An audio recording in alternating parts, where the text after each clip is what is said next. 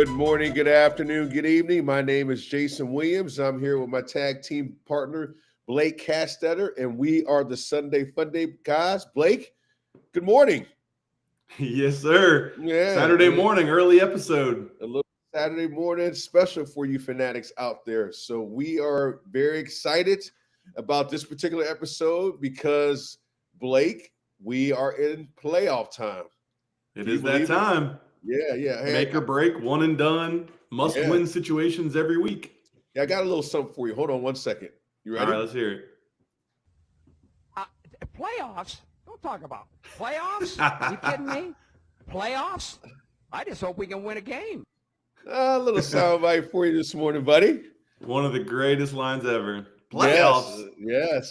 Yes. We are excited fanatics because, as Jim Mora said in his famous soundbite, we are into the playoffs in fantasy football.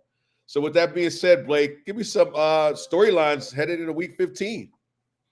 Storyline set into week 15. Well, man, we're already mid-week 15 at this point. Thursday night was a dud of duds. But looking back at week 14, a couple quick hits that I think are just, you can't help but point out. Josh Allen's breaking records. 3 touchdowns rushing, 3 touchdowns passing. And I saw a stat. I should have noted it, but I didn't. But he has as many rushing touchdowns as like Terrell Davis and a couple other Hall of Fame running backs, but he's a quarterback. And I'll do you even one better real quick. I think if I'm mistaken, I did hear him in the same sense as OJ Simpson in terms of rushing touchdowns. And Yeah. I mean, OJ obviously was a great running back with the Bills, and Josh Allen, I believe, has broken his touchdown record, I believe, for the Bills. Rushing touchdown record as a quarterback. Yeah, rushing touchdown record as a quarterback. So I'll let you keep going, but Josh Allen is an alien. We all know that now. Yeah, and boy, was I wrong on ranking him this year. I thought with no weapons, there was going to be a rebuild, and Josh Allen proved me wrong in every way possible. I will raise my hand to that as well, buddy. High in the face. High in the face, for sure. Sam Darnold, he's turned it back on. Like, he was great the first 5 weeks, and then he had a nice lull period where he didn't really show up. Last week, he showed up with 5 touchdowns, 3 to Addison, 2 to Justin Jefferson. Man, the departure of Kenneth Walker with the injury opened up that door for Charbonnet, and he continues to show that when he gets a shot, he's a darn good running back. I mean, last week he went 22 for 134 and 2, including 7 receptions for 59 yards. But in his 3 starts this year, he's been RB7, RB8, and RB1 as a backup running back. Crazy. That is very, very interesting. Like, he is definitely, when given the opportunity, he has definitely performed. No question. And then Jamar Chase, 3rd game this year, over 165 yards receiving. He went 14 for 177 and 2 against the Cowboys. You know, it's getting to the point where these games are just commonplace for Jamar. He is put on a show all year, regardless of the Bengals record. Him and Joe have had MVP seasons, and I will say that for Jamar too. Obviously, the record hasn't been what the Bengals thought it was, but those two are definitely playing at an all-pro level this year. They are. Now, on to the Thursday night game. Holy cow, what a dud. There was a game Thursday night? Yeah, there were a lot of field goals. The weather, man. Cooper Kupp, the cup was not half full in this case. A dud in playoff fantasy football is a killer. Brock Purdy, 3 points. Juwan Jennings had 9 targets, but only 2 catches. Debo, 5 touches, but only 19 total yards. I mean, if you weren't Puka or Kyron, you had a bad game. And if you started any of them, you're off to a bad start this week, myself included, with Purdy and Juwan Jennings. Yeah, you really put yourself behind the 8 ball. And we kind of talked about this privately. Who really checks the weather in these games? And you don't check the weather. You just assume, like, regardless of the weather, somebody's gonna show up. But clearly, the weather had a major factor. And obviously, we talk about all the time about division foes, and then obviously there's familiarity with these two teams. I think that had something to do with it. Clearly, the weather was the major factor in a lot of the should I say, non-scoring folks in this particular who you had in fantasy for this particular game? Duds. Yeah. So I'll tell you, in the fantasy community, there's a lot of people freaking out right now about what to do with their lineup. They started they started Cup, or they started Purdy, or they started Jennings, and they're off to a very bad start. And they're wondering, do I go and adjust my lineup to account for a higher ceiling, like a boomer bust type player, to recover? And my advice is to stick to your lineup. Start your horses, put the players in that got you there. Don't get fancy. Don't go away from your optimal lineup. Every single week, your lineup has usually a player that doesn't meet the expectations, right? Yeah. Every single week. Every week. Don't go get fancy. Play your players. It just happened so that this week, it was the first game and you had multiple days to stare at that goose egg or that 3-point performance from Purdy when he should have put up 20. Yeah. So, and I agree with you totally, Blake. So here's my advice. Don't let one bad game from one of your players influence the way you set your lineup for the rest of the 9, 10, 11 players that you had on your team. Because, as Blake said, and we've always said, if you've made the playoffs, you've made it because the guys you drafted stepped up. So if you have a specific team that you've lined up with every week, there's no reason to change philosophy just because one of your guys has stepped up. Now, obviously, it hurts, no question. It's a little bit of a sting, but roll with the guys you got, and again, let the chips fall where they may. Well, but this week again, there's injuries, and you might not be able to roll with the guys you got. So you got to keep an eye on those that are injured. Some of the injuries that you should keep an eye on this week.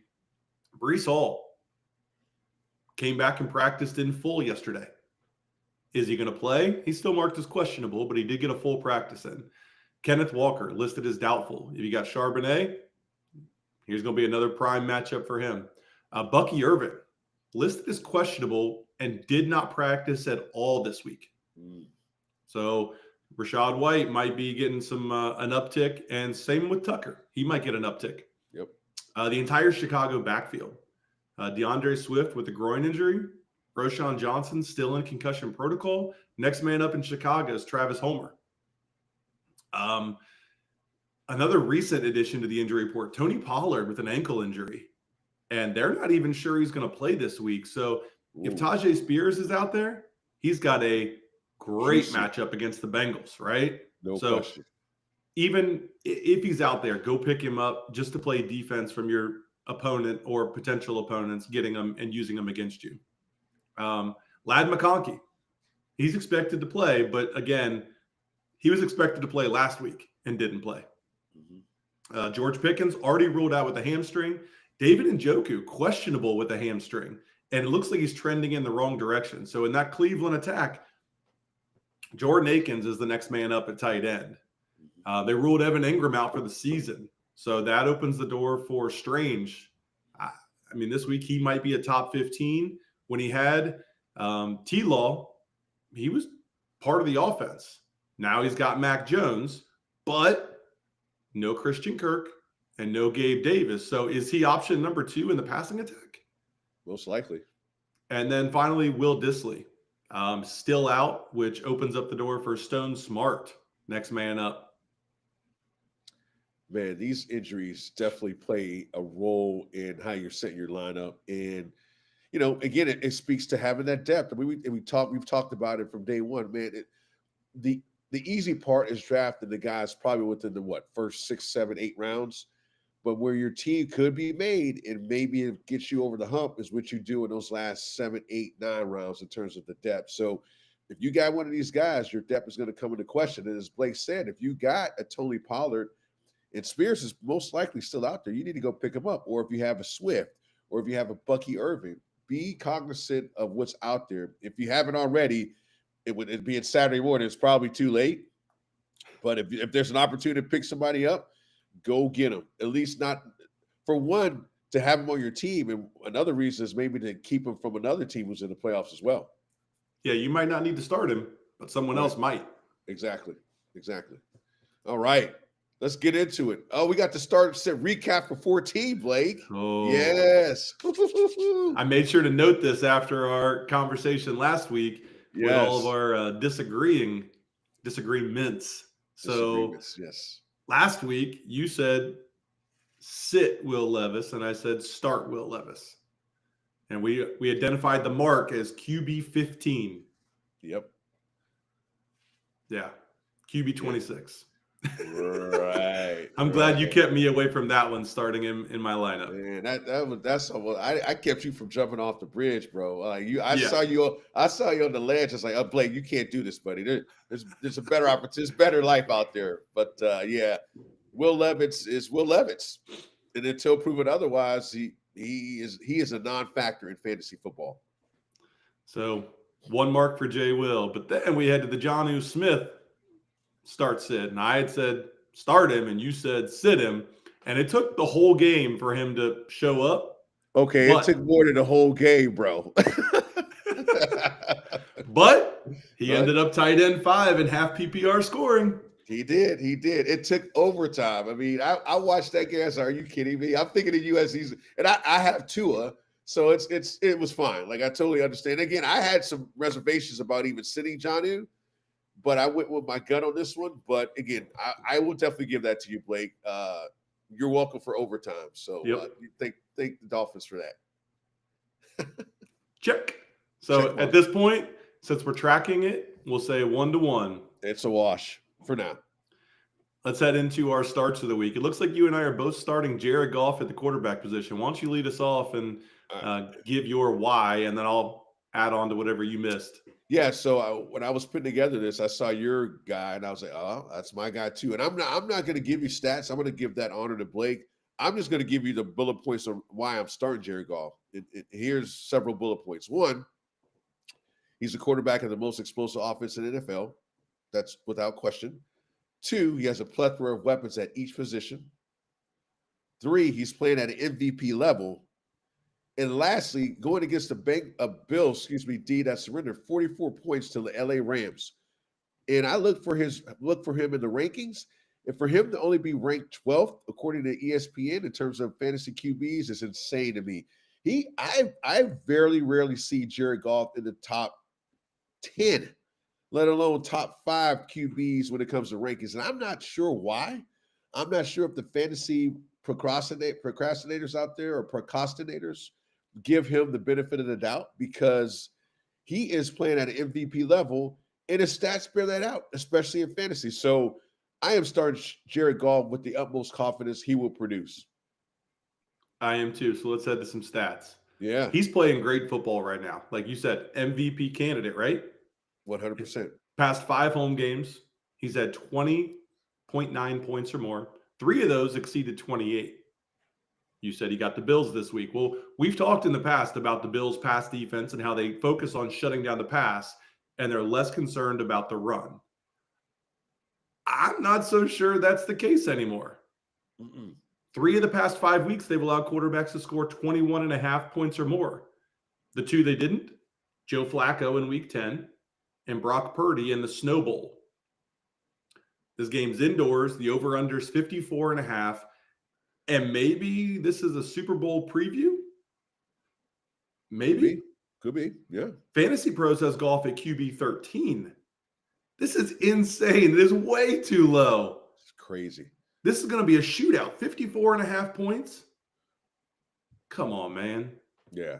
Yeah. Like, I don't know what the fantasy folks have against Jared Goff.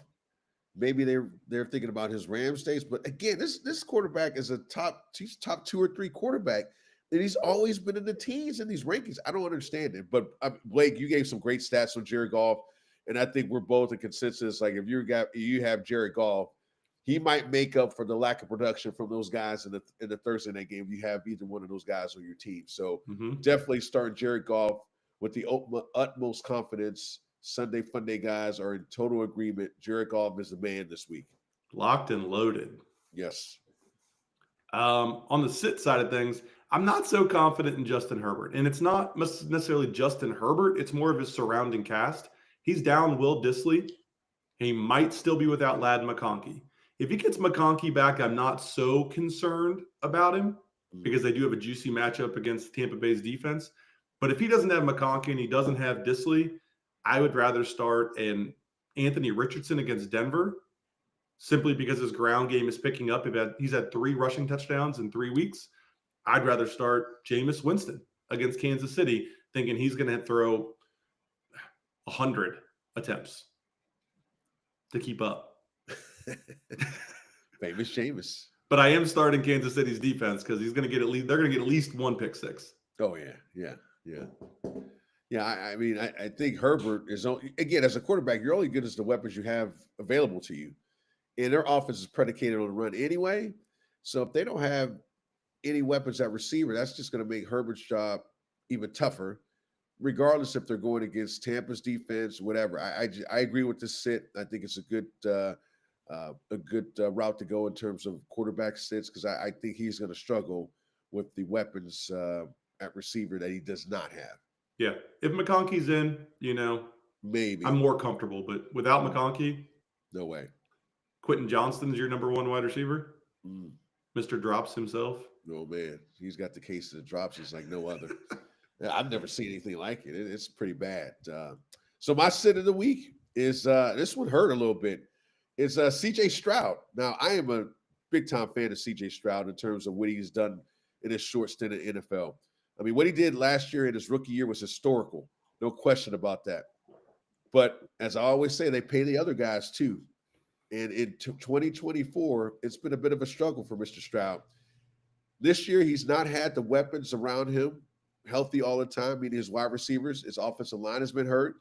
And to be honest with you, he's been getting pressured a lot more, and he's not been able to beat those pressures. I think defensive coordinators have the book on him. You pressure C.J. Stroud, he's going to give you opportunities to make interceptions. Now, the Texans are coming off a bye, and they play a pretty hot Dolphins team. And I expect the Dolphins to pressure CJ a lot. And as much as it pains me, I am sitting CJ Stroud this week.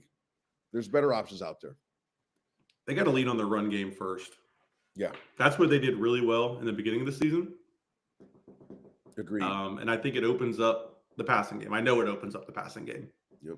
You can't pin your ears back and get pressure on the quarterback all the time when you're running the ball.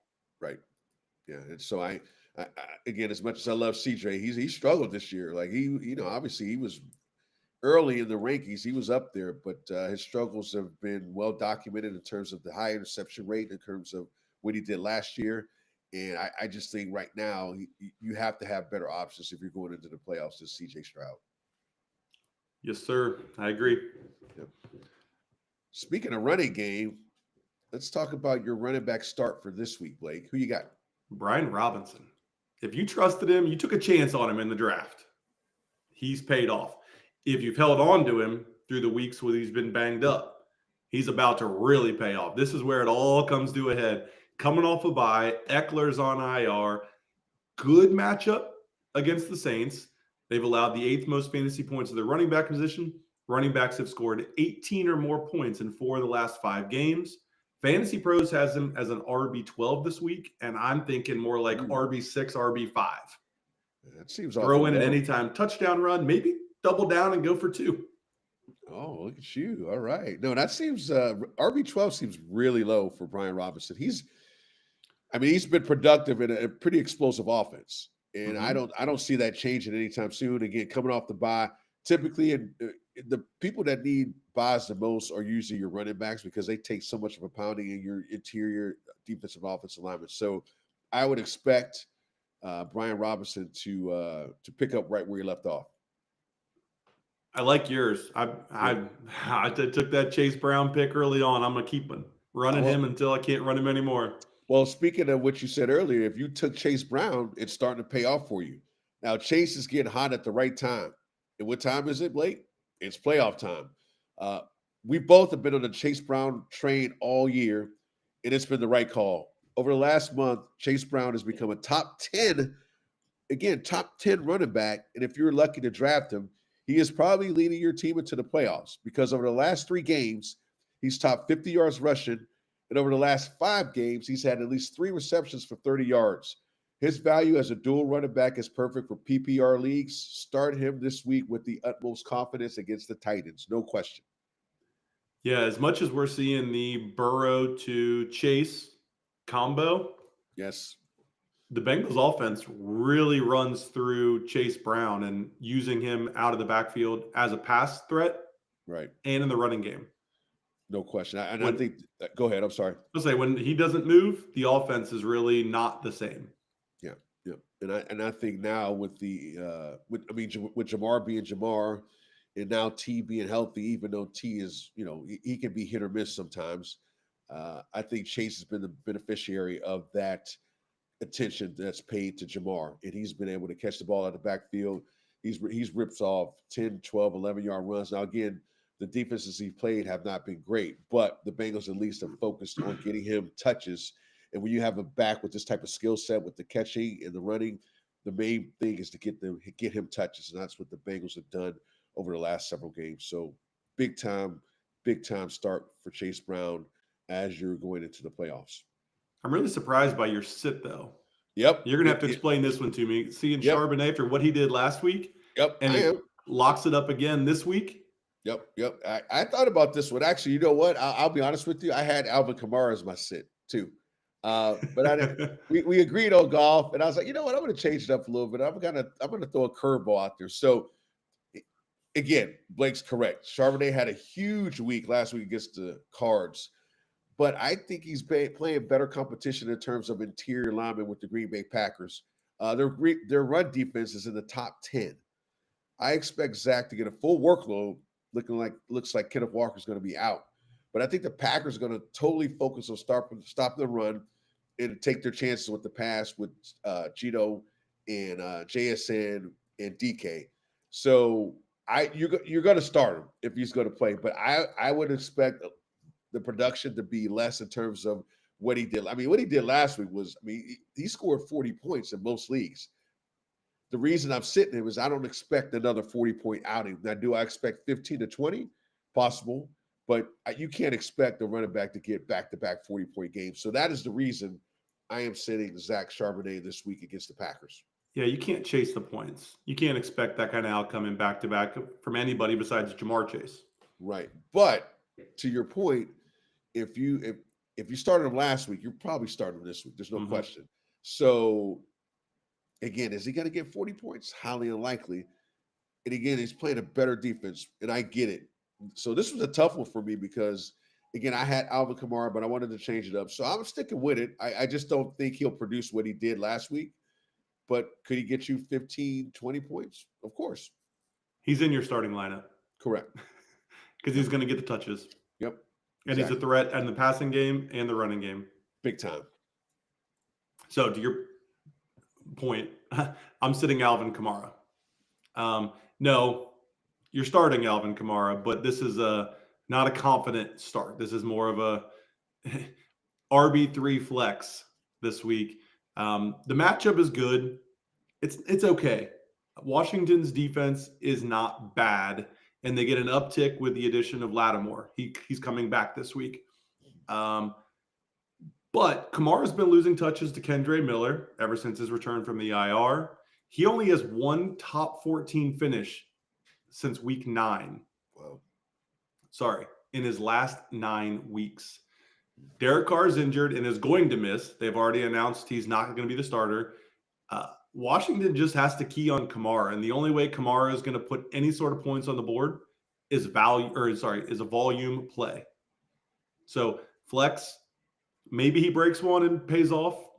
Maybe he gets some receptions and you get those points for receptions, but Washington just has to stop him. They don't have any other options with Olave out, Taysom Hill out, Rashid Shaheed out, no Derek Carr.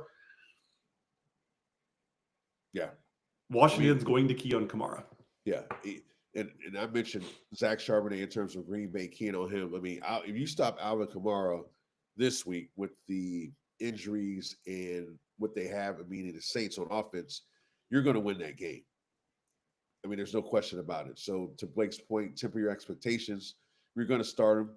He has been losing touches to Miller, but do I expect him to have a huge game? No. Can he rip off a couple runs? Will he make some catches? Sure.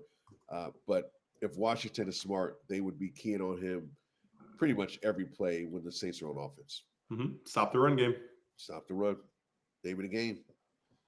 Now, you mentioned T. Higgins being hit or miss. T. Higgins is my start of the week. And last week was his worst showing of the season. 2 catches for 23 yards. Did you hear what Burrow said about Higgins? I did. And how he'll do whatever it takes for the Bengals to re-sign him? I did. My gut says that starts this week in Tennessee. I think he is going to pepper the shit out of T. Higgins. I can see that happen. I can see that happen. And when I went to look at Fantasy Pros rankings, they agree. Wide receiver 9 this week. Whoa. Okay. I would not have expected a wide receiver 9 from T. Higgins. So they know something you know, Blake. Right? We got Bengals have 2 top 10 receivers this week, 2 top 9 receivers. They have Chase at 1, and they had T at 9. Yeah, somebody knows something. So we will see. I like the start. Like I said last week, T was again, sometimes he's been hit or miss, but typically when a quarterback says something about receiver or vice versa, you will see the uptick in targets and potentially catches and receiving yards. So I definitely like to start with T. Higgins with everybody focusing on Jamar. I think it's going to be like Justin Jefferson, Jordan Addison.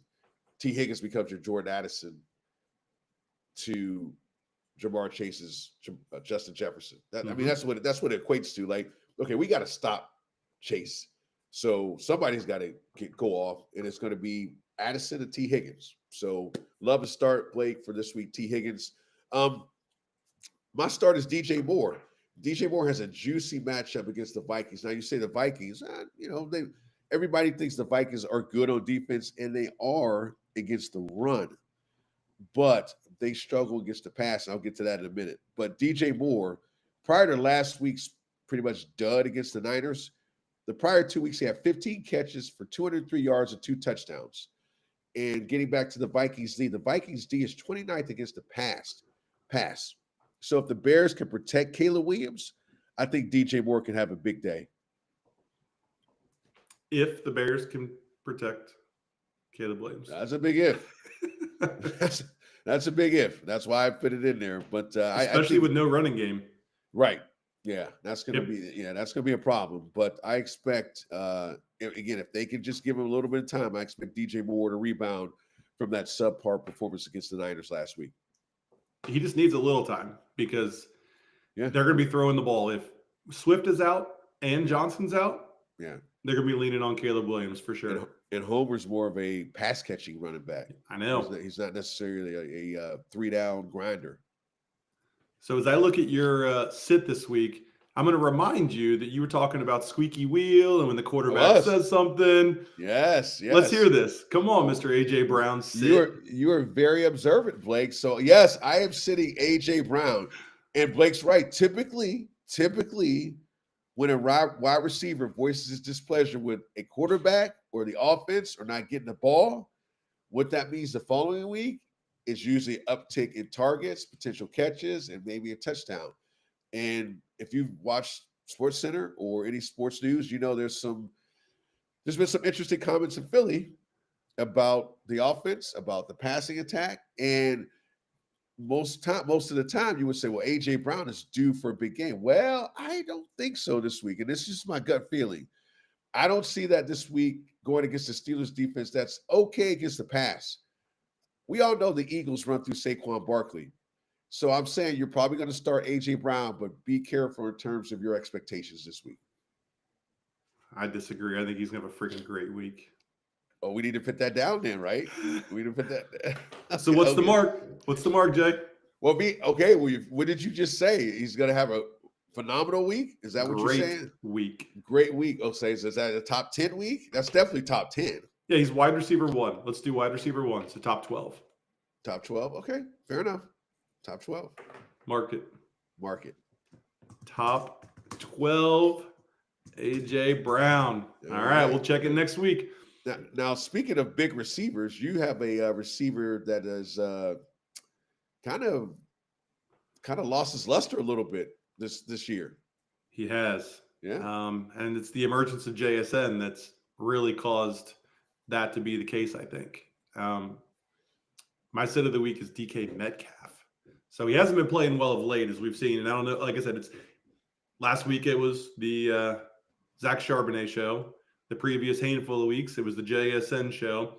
He hasn't scored double-digit points, though, in his past 3 games, and he hasn't had a touchdown in his past 4 games. And I don't see this trend changing against the Packers. You mentioned a good run defense. They also have a good pass defense, and they've been doing it without Alexander, which is wild. I've been targeting the Packers defense, and they continue to prove me wrong. They've allowed the 9th fewest points to wide receivers and only 3 touchdowns to the wide receiver position since week 9. Wow. You had said that they're going to lean on the passing game more because of the Packers' good run defense. If that's the case, Metcalf might have an uptick. I think they're going to lean on Zach Charbonnet, and I don't see Metcalf having a good game this week. I mean, I would agree with that. I have Metcalf and JSN in both leagues. In the beginning of the year, Metcalf seemed to, he was double digits every week, but with the emergence of JSN, that production has gone down drastically. So with that being said, I agree with you. DK Metcalf definitely should be a sit for the week at wide receiver. And that's a sit. That's not a manage your expectations. I mean, I think that's a sit. Unless it's a flex position, maybe.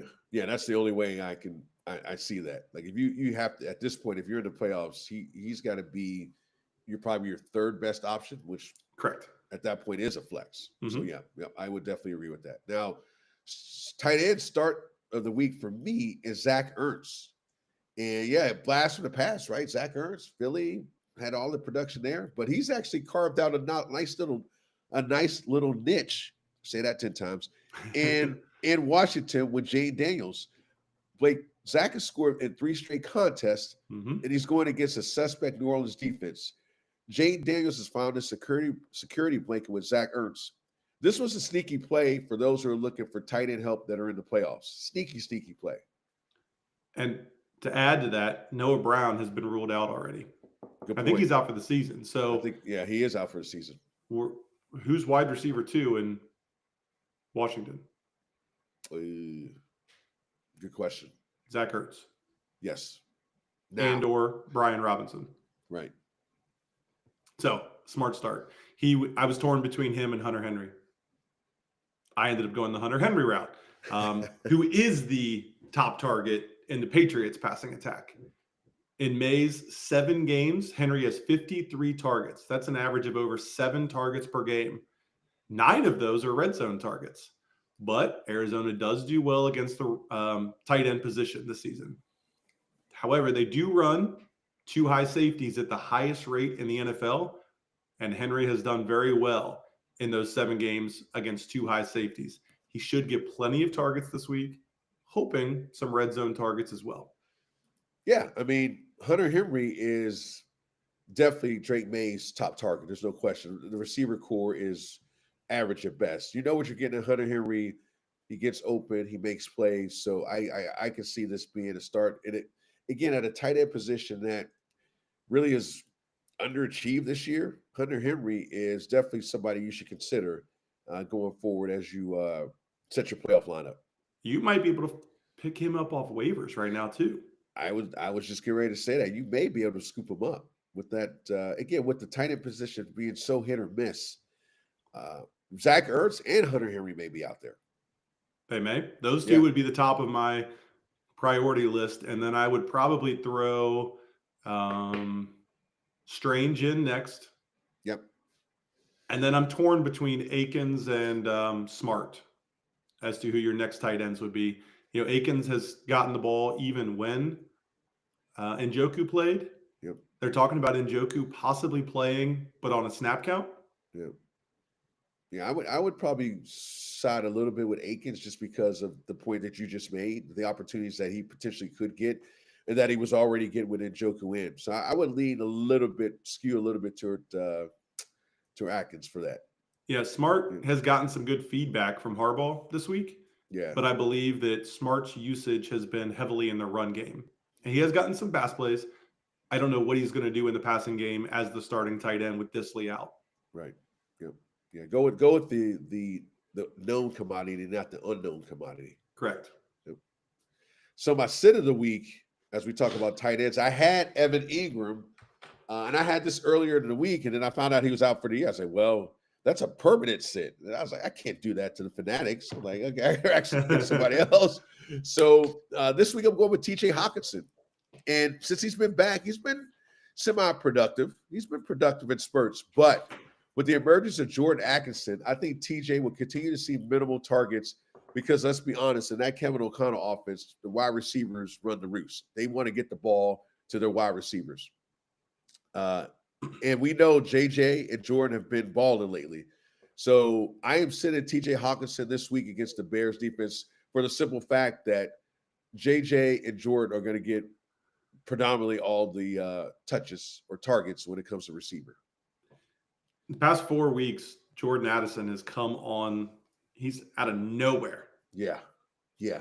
And I think that aligns with TJ Hawkinson coming back pretty close to his return from injury, right? So yep, they're taking attention off of Addison with TJ Hawkinson. And unfortunately, he's been the not the beneficiary. Right, he's back, right. but he's not getting the usage that he would like. He's getting the short end of the stick, essentially. Yes, he is. Yes, he is. Ooh, man, I see your sit of the week, too. Ooh. And that's the same thing here. You've got an injury, a player returning in Mike Evans, and he's taken all the targets away from Cade Otton. And, you know, I'm a Cade Otton truther. I like Cade Otton. He's on my team. I'm benching him this week. I was going to start him, and my notes literally say right here, I need him to produce this week. But I'm going Ferguson against Carolina over Otton just because I don't have a ton of confidence in him. He's been struggling since Evans' return. The matchup against the Chargers is not good on paper. They've allowed the 10th fewest points to the tight end position and only 1 touchdown allowed all season. Yeah. I think the Cade Otton train is becoming a slow roll these days. It was moving pretty good in the beginning or the middle of the season and towards the end. But I think now that train is slow. So in terms of Ferguson or Otton, a month ago, this would have been a no-brainer. But things change, especially with tight ends. So you got to go with the semi-hot hand. And unfortunately, Cade Otton has lost those touches to Mike Evans and also Bucky Irving.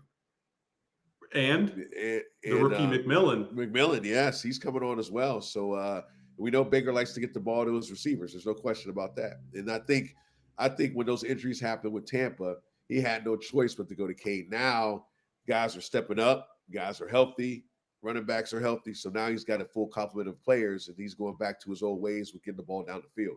Yeah. And in that same breath, though, you know, Otton, so last week he did have a decent week. But I think he had a big chunk play that made up for the majority of it. So unless he gets a chunk play or a red zone target, right, he's not bringing much value anymore. Agreed. And we say that it pains both of us because, like I said, how many times have we said his name over the past month? And we didn't say his name for the first 2 months of the season. So tough sit, but definitely warranted. All right, let's jump into Survivor. Let's do it. So again, we'll go back to the same format we had last week. 3 highest picks, meaning the favorite picks of the week. The top popular pick is the Ravens over the Giants. In New York, it's a 16.5-point spread. We're not picking based on the spread. 43% popular pick. So they're projecting 43% of the country to take this pick.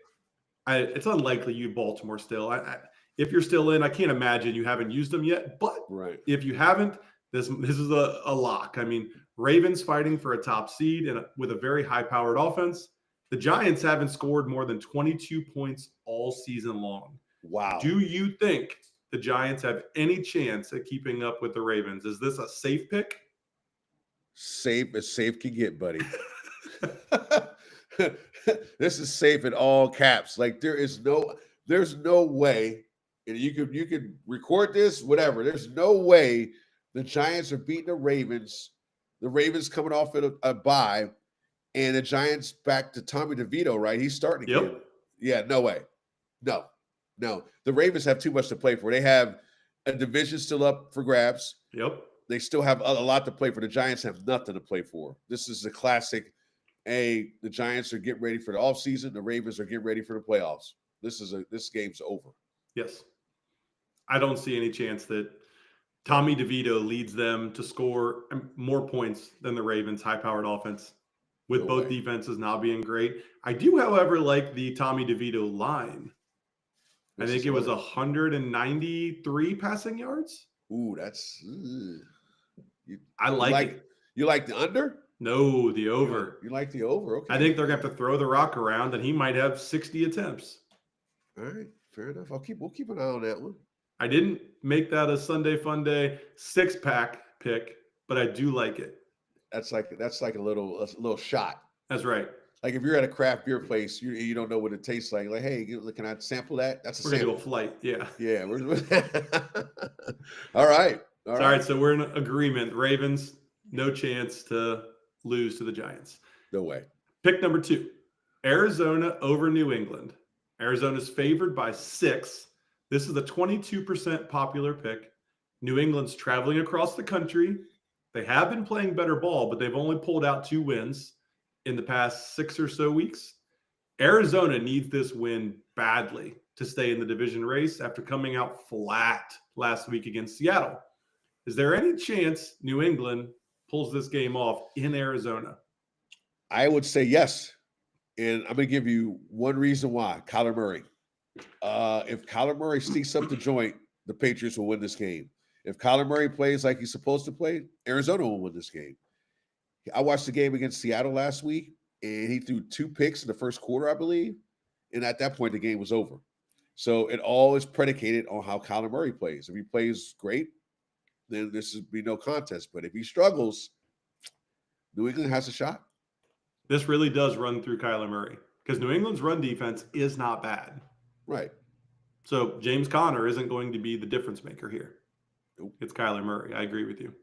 And I agree that New England has kept all of these past 6 games close. So poor play by Kyler Murray could be very well the difference. One bad play even could be the difference. Oh, yeah. Yeah, this will be tight. So this is one to really think twice about picking Arizona over New England. Is that what you're saying? A little caution? A little caution, yes. Okay. I actually think, I think a lot of caution? More than a little, but not a lot. Medium caution. Medium caution. All right, pick game number 3. Minnesota over Chicago. Minnesota's favored by 7, 12.4% popular pick. Big division matchup, right? Minnesota's trying to keep up with Detroit, and every game is a must-win at this point for them. Sure. Darnold's been playing well the past 3-4 weeks. The defense is allowing the second fewest points per game during that time span, 18.5 points. Minnesota, 6 wins in a row. Chicago, 7 losses in a row. Which streak comes to an end, Jason? Wow. Conventional wisdom would say Minnesota. But I've actually had a personal experience of going to a Minnesota Bears game last year. I went to I think it was Monday night game.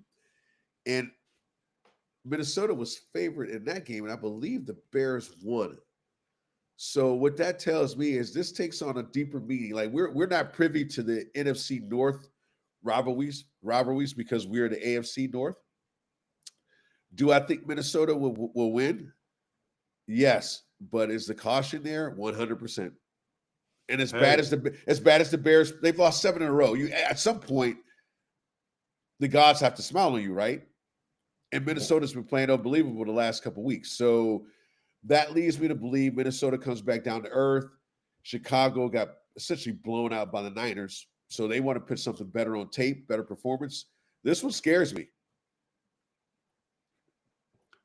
Okay. Yeah, this one scares me a little bit. More division so matchups, and we've talked about it. Right. More so than Arizona, New England. This one makes me nervous. I would stay away from this one. Ooh. Okay. I would stay away. I'm a little bit more confident in this one than the Arizona New England one.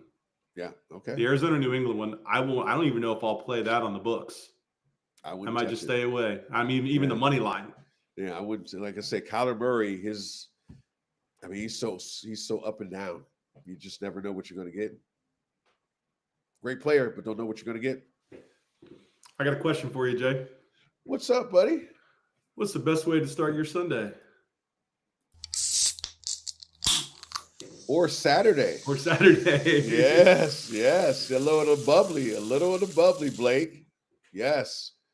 Sunday six pack. That's right. Best way to get your Sunday started right.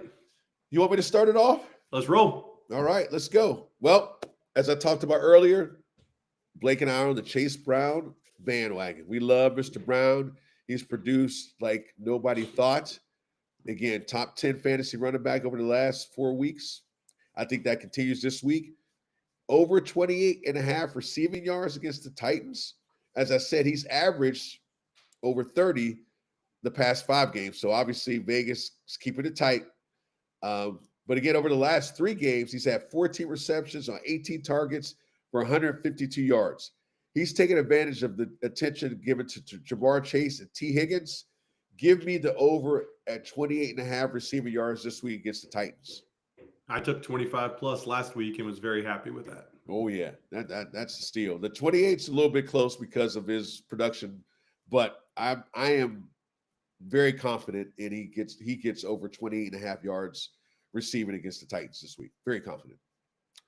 Now, my next pick is I'm kind of reverting back to, September, October, when Joe Mixon was running rampant against every team he played. So I have Joe Mixon as an anytime touchdown scorer against the Dolphins.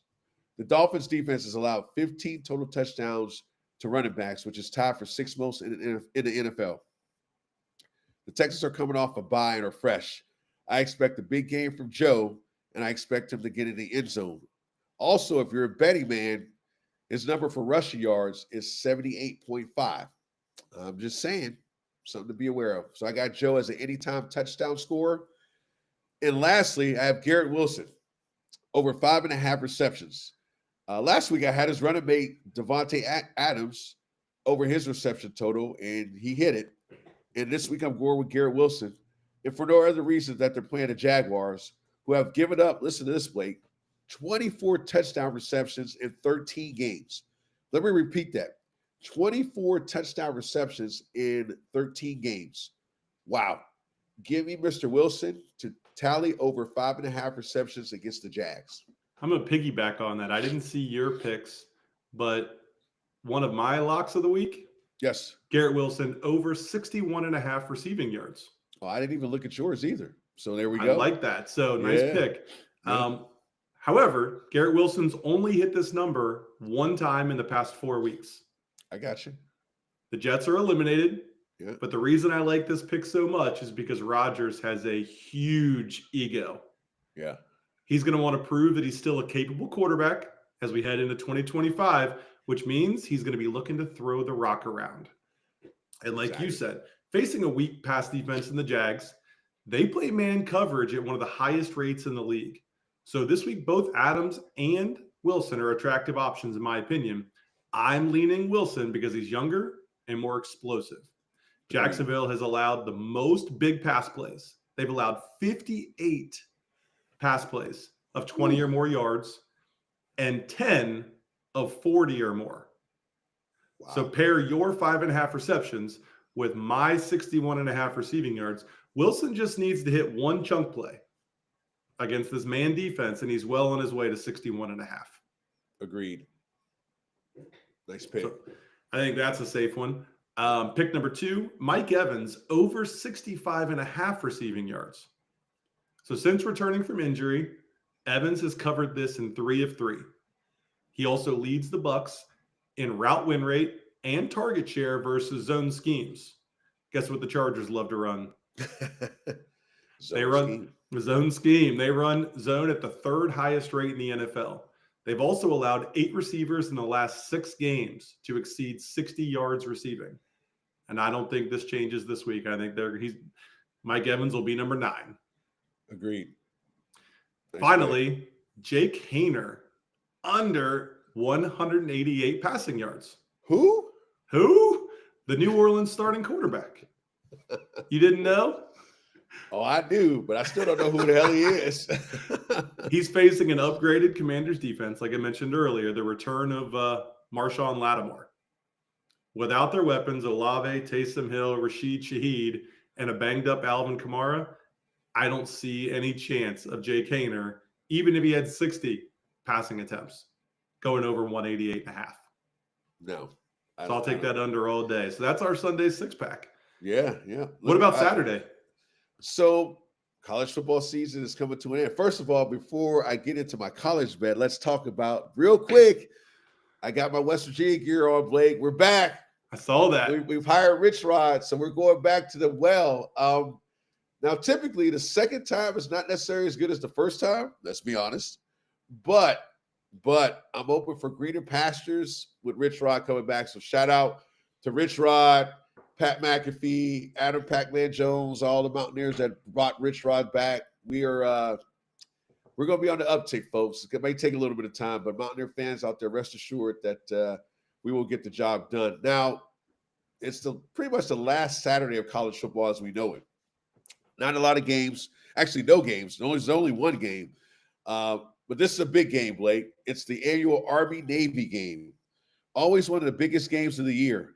But, Blake, did you know that both teams have a combined 19 victories, which is the most entering this annual matchup? And they've been playing since 1890. I didn't say 1990. I said 1890. So the total win total is 19 victories. So enough about the stats. Let's get into the game. Army is a 5.5-point favorite this week in this rivalry game. I learned my lesson from the Ohio State-Michigan game. So give me Army to win barely against Navy. So Navy covers a 5.5, but Army wins the game. That's my Sunday six-pack bonus college bet, folks. I don't know enough to comment on it. I'll take your word. So we do have a fun fact, huh? I don't even know if it's a fun fact, but it's something that I don't know if everyone knows. Yeah. So if you got lucky enough to have a first-round bye this week, you should put your entire team on the bench. Why, you ask? If something happens to one of your players mid-game, since they're not in your starting lineup, you'll be able to drop them for someone who has not played yet. Whoa. Say that again for the fanatics out there. So bench your entire team if you have a bye this week. Yeah. Because if something happens to one of your players, any of them, during their game, or even potentially after their game, since they're not in your starting lineup, you'll be able to drop them, which allows you to fill that spot with someone else who has yet to play. That's an interesting nugget. Looking ahead to next week. That's a great idea. Like that, I'm definitely going to do that. I didn't even consider that. I have a bye in 2 of my leagues, and I'm definitely doing that. So, very good tidbit, Blake. I mean, you pulled that. That's a nugget right there. Nice job, buddy. Always looking out for the fanatics. You are. Speaking of looking out for the fanatics, we're still on the socials. We're still plugging away. Nobody watching currently, but on the YouTube Live, but me. It's just me watching. But I think we have another follower. I think I've been pubbing our show a little bit, and we've got some people that have logged on recently and said they're going to follow. So we're getting a little bit of an uptick. We are. I get the notifications on the extra views on Facebook, and it's usually 5 to 10 new ones every week. Yeah, that's a good thing. So we're still on Facebook. We appreciate all you guys. That's right. Yep, we're out there on Facebook. We're on Instagram. We're on YouTube Live. Yeah, and we're still going to be doing this until the playoffs are over, and we're gonna be doing a recap of the season at some point. But right now, obviously, we're focused on the playoffs. Yep. Which is the main thing. We got a couple more regular season weeks for the playoffs for fantasy football, and then last year we did we switched it up when we got into the NFL playoffs, and we started talking a little bit of FanDuel and some bets, and we'll revisit that format come NFL playoffs, and we'll keep bringing value for y'all. Always. Well, fanatics, with that being said, this is a wrap for the Sunday Funday Guys Fantasy Football Podcast, this playoff edition of the Sunday Funday Guys Fantasy Football Podcast. And remember, fanatics, make this Sunday your fun day.